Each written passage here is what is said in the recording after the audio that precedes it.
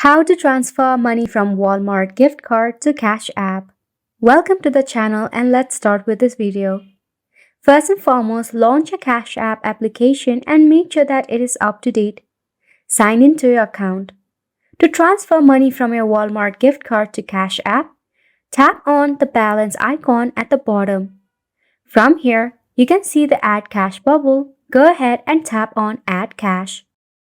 In this section, go ahead and add the Walmart gift card value by manually. Then once you are done, select the option of Add.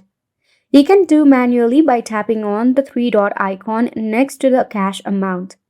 Once you have successfully added the valuable amount, go ahead and tap on Add. On to the next step, you have to select the option of Add Bank. Select your card option.